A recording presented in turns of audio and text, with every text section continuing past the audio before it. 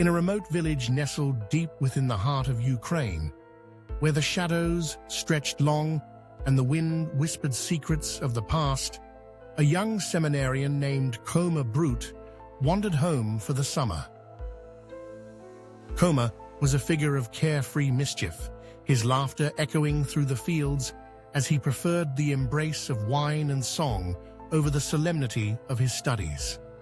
Yet, fate had other plans for him, and one fateful evening would lead him down a path where the boundaries between life and death blurred into an unsettling dance. As the sun dipped below the horizon, casting a crimson hue across the sky, Khoma found himself lost in the vastness of the countryside. The golden fields transformed into a tapestry of shadows, and it was then that he stumbled upon an old farmhouse, its silhouette dark and foreboding against the twilight. The farmer, a grizzled man with a face like a storm cloud, welcomed him, but with a strange condition. Khoma was to watch over his daughter's body for 3 nights. The girl had died suddenly, and the farmer believed that only a holy man could offer her soul the peace it desperately sought. Reluctantly, Khoma agreed, his heart pounding with a mixture of dread and curiosity. That night, he was led to a small chapel, a place steeped in sorrow and silence. The girl lay there, draped in a white shroud, her hands folded serenely over her chest. Even in death, her beauty was striking. Her pale face bore a faint smile that seemed to beckon him closer. The flickering candlelight danced across her features, casting eerie shadows that played tricks on his mind. As Khoma knelt to pray, the air grew heavier, thick with the scent of incense and decay. Time stretched, each minute a torment. Just as he began to question his resolve, a chilling stillness enveloped the chapel. The girl's eyes snapped open, black as coal, and a smile twisted her lips, revealing sharp, pointed teeth. "Do not be afraid," she whispered, her voice a seductive caress that sent shivers down Khoma's spine. "I have been waiting for you." Panic surged through him, and he screamed as he bolted from the chapel. The witch, this grotesque vision of beauty, pursuing him with a laughter that echoed in the night like a haunting melody. He ran until his legs gave out, collapsing in a field, as dawn's first light crept over the horizon, painting the world in shades of gold and despair. When he awoke, he found himself back in the chapel, the witch's body lying peacefully in her coffin, as if nothing had transpired. Was it merely a dream?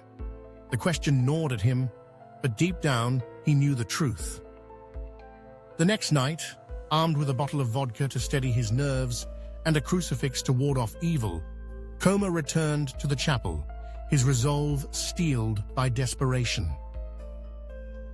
The oppressive cold seeped into his bones as the candle flickered, casting grotesque shadows that danced along the walls. Hours passed in agonizing silence until the witch rose from her coffin, her eyes glowing with a malevolence that chilled him to the core. "Do you think your God can save you from me?" she sneered, her laughter a dark symphony that filled the chapel. She began to chant in a language that twisted the air around them, the walls closing in like a vice. Khoma felt his strength wane, fear clouding his mind as the stench of sulfur filled his nostrils, a reminder of the hell he was trapped in. On the third night, despair clung to Khoma like a shroud. He pleaded with the farmer to release him from his promise, but the old man's eyes were hard, unyielding.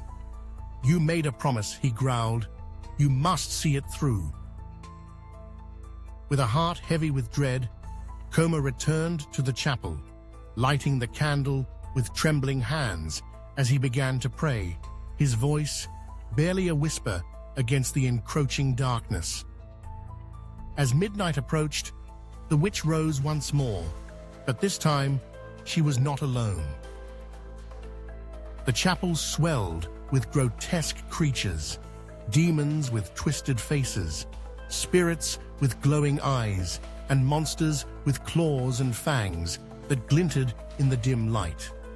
The witch pointed at Khoma, her voice a seductive command. "Bring him to me." Khoma fought with every ounce of strength he possessed, swinging the crucifix like a desperate weapon. The demons shrieked, recoiling from the holy symbol, but their numbers were overwhelming. He was pinned to the ground, the weight of the horror pressing against him, suffocating him. The witch approached, her eyes a mixture of hatred and an unsettling desire. "You cannot escape me," she purred, her voice dripping with seduction. "You are mine." In that moment, Khoma closed his eyes and prayed with a fervor he had never known. As the witch reached for him, a blinding light erupted within the chapel, illuminating the darkness with a purity that sent the demons screaming into the void. The witch was thrown back into her coffin, the grotesque creatures vanishing as if they had never existed. When the light faded, Khoma found himself alone in the chapel, the witch's body lying still and peaceful once more. Exhausted and shaken, he stumbled out into the night, the weight of his ordeal pressing heavily on his heart. The farmer found him the next morning, lying in the field, the dawn casting a gentle light over the horror that had unfolded. Khoma recounted his tale, but the old man merely shook his head, his expression unreadable. "You have done your duty," he said. "Now go, and never speak of this again."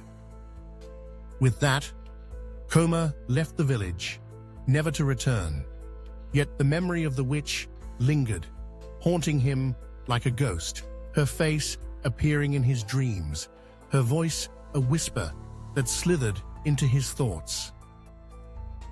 The seductive allure of her smile, the sharpness of her teeth, and the echo of her laughter became a part of him, an inescapable shadow that would follow him through the corridors of his mind, a reminder of the darkness that lurked behind beauty, forever entwined in a dance of seduction and terror.